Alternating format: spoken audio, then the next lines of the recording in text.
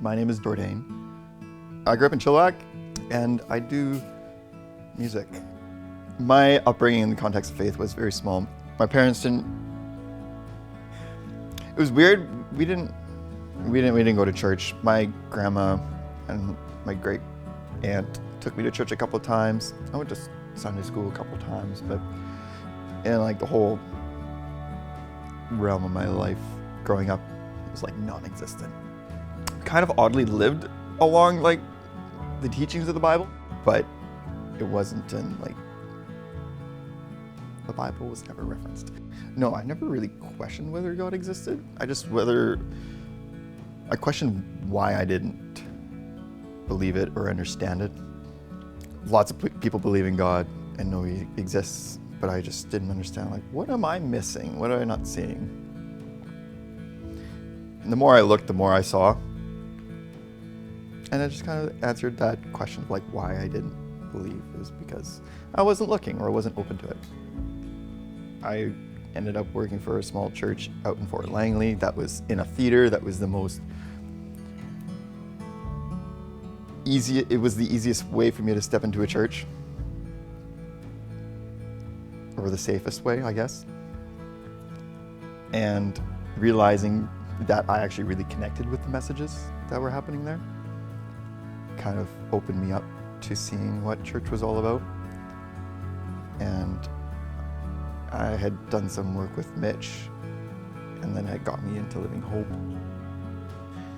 During the year that didn't happen, I was in and around Living Hope before then, but when there was no in-person services anymore, I came and helped, and I did all the live stream mixing. So I was there almost all the time, it seemed like. I was there like every week. So when I started doing live stream mixing, Lena just started putting me on the schedule. I didn't ask for it. She never asked me. She just did it, and I kept showing up because everyone that was there, that I was surrounded with, was great, and it was welcoming, and I felt like I could show up and just be who I was, even though at the time when I started showing up, I was kind of like one toe in the water sort of thing.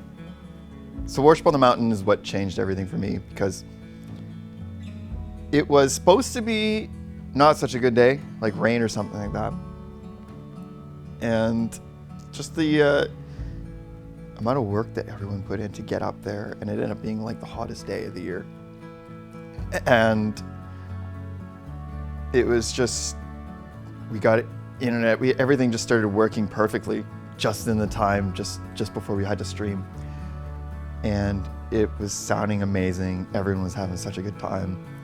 And then Jeremy shows me the stream from his phone, and it was like one of the final songs. And it was just like everything I was hearing, it was so powerful. And the stream, it was of the drone shot panning around and seeing like just a beautiful sunset. And that was the first time that I'd seen, like, looked up, because I was like mixing and just listening. And I started to weep. Like, I just felt like everything in that moment was amazing. And we finished up and watched the sunset in the last final moments, and it was just like the most beautiful sunset I've ever seen. And then just as it's getting dark, there's thunder coming in, and like, how did the rain hold off that time? And we get to the church and start unloading. We finish unloading, and it downpours. Like, everything was too perfect. And it was absolutely what we all needed in that year. And by the sounds of it, everybody that watched that live stream is what they needed too. And it was amazing. I kind of like only help and serve behind the scenes in like for the sound and whatnot. But that's like how I really connect, and that's how I like really like feel like I can serve and help. And that's my skill, and that's what I can help bring to the church. All through my life, everywhere. It's been things that I didn't see at the time, but looking back at everything, like, I literally would not be here for every step along the way that God intervened or dropped people in my life to get me to here. I had a fallout with my family a number of years ago, and that was the biggest start and first step to me being here, because it put me in such a low place. That was the first step in me